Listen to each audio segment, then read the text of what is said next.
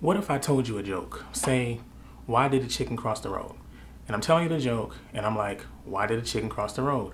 And you go, why? And then I just look at you like this. That's exactly what this movie did to me.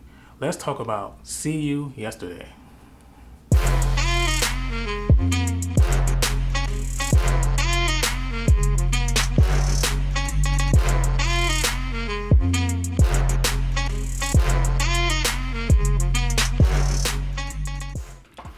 Okay, See You Yesterday. Alright, so I haven't done one of these Netflix movies and TV series reviews in a while, so just bear with me because I just watched this film on last night and I just briefed myself on some of the information about this film, so just bear with me. So if the director did an interview and he pointed out why he went the direction he went, then I don't know. I didn't look at any other reviews or anything like that. This is just my fresh take on it. So real quick, I'm just gonna share my thoughts and then we'll get into spoilers a little bit.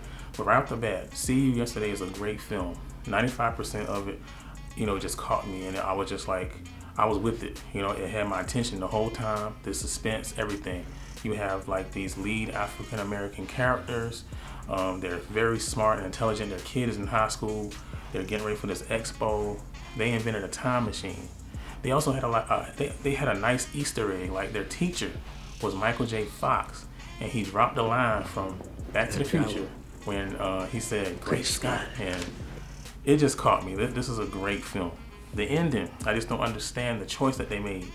You have these characters who are smart enough to invent a time machine, but they are not able to think about the consequences of their actions when they go back in time and mess with time. You would think that if these kids are smart enough to do that, then they wouldn't mess with time the way they did.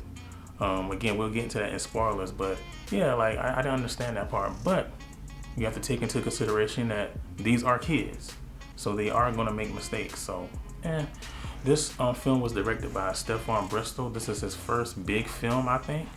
He worked with Spike Lee on BlacKkKlansman. Spike Lee also produced this film, so they have a previous working relationship. The film overall is wonderful. They don't spoon feed you exposition. You understand why these characters are so invested in this project. It's a big deal, and they portray it really well. The lead actor,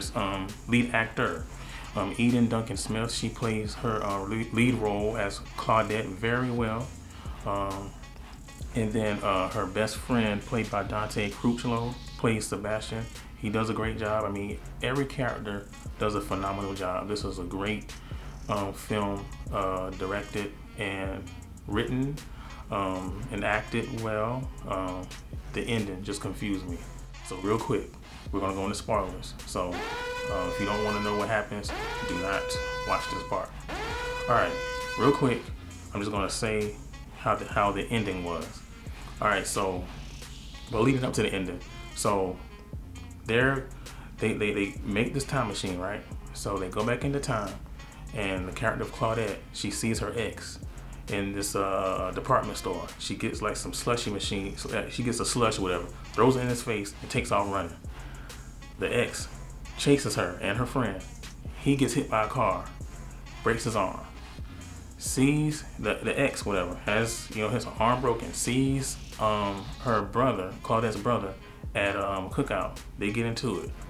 The brother doesn't engage. The brother and his friend walk down the street. A department store, that same department store, gets robbed. The guys who robbed that store run past the brother and his friend. The cops come, sees the brother and his friend. The brother gets shot. Claudette is like, I have a time machine. I need to go back in time and fix this. So she goes back numerous times to try to fix this and prevent her brother from getting killed. She does, but then her friend gets killed in the process. She saves her friend. Now she has to try to go back and save her brother again because it's like one of them is going to end up dying. So the part that kind of like got me lost was the very end. And this is a simple, like the ending, So at the end, she goes back into time one last time, where she goes back, And this is the ending. I kid you not. So her friend is like, look, you keep going back into time. Things keep messing up. Just stop. So she's like, bump that. So she just like, tricks him, whatever, and says, I'm going to go anyway. So she goes back without him. And he's trying to like stop her or whatever. So boom, she goes back into time. The last scene that you see is her just running. And she's trying to run and get to her brother and try to stop him from getting shot. But she just goes running. And the movie just stops. Hence the joke I told you at the very first part of this review. It's like setting up a punchline. Well, setting up a joke with no punchline. You set up a climax and you didn't follow through with it. So I guess, are you trying to say that we, the audience, are just supposed to be like, okay, well, she saves him? Or I don't know. Like, but that's exactly how the movie ends. Like, I don't understand why I don't get that. Or, like I said in the spoiler-free review, maybe they're trying to say, or did I say that? No, I didn't say this in the spoiler-free review. I was thinking this. Maybe they're trying to say that the ending already happened, because when she was trying to save her friend, no, the previous time she went back in time, her brother actually sees that her friend is about to get killed, because somehow the brother found a program of his funeral from a previous time that Claudette went back in the time. So he found a program of his funeral, which is weird. Like, time travel is weird. So you can almost kind of give this film a pass, because time travel in itself is weird. Back to the Future had a weird weird how it followed through with everything. Endgame, Avengers, all that type of stuff. So it's kind of like, with time travel, I guess you can make it up as you go. But anyway, so the brother sees his program of his funeral, and the cops have him all down on the ground, and he sees that the program is changing from him to Sebastian, and he makes the decision to get up and say, and this is me speculating, he gets up and makes like he's pulling something out of his pocket. Cops shoot him, and he's the one that dies.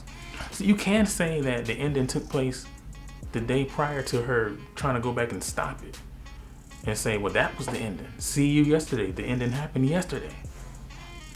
That's what I'm thinking. Or this was a cliffhanger to a sequel, but then why would you end it like that? Like, I don't know. Maybe the point was for us to be thinking like this. Maybe the point was for us to try to figure this out. Because that ending was just like, is she stuck in time? Is she going to keep doing it over and over? Like, I don't understand. I feel like these characters were smart enough to realize that the very first thing they did when they went back in time the first time, when they threw them slushies at her ex, was the starting point. So why not try to prevent that? I feel like these characters were smart enough to figure that out. Again, these are kids, but I would think that they would know that. I'm still going to be pondering this. You guys tell me what you think. This was another Netflix movie and TV series review by Mellow World TV. And maybe I'll see you in the next review, if I'm not still thinking about this film.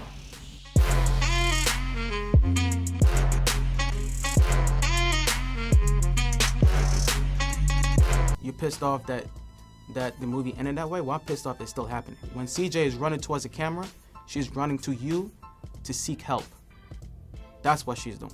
I'm challenging everybody who sees this film to actually get up from your couch and do something about it.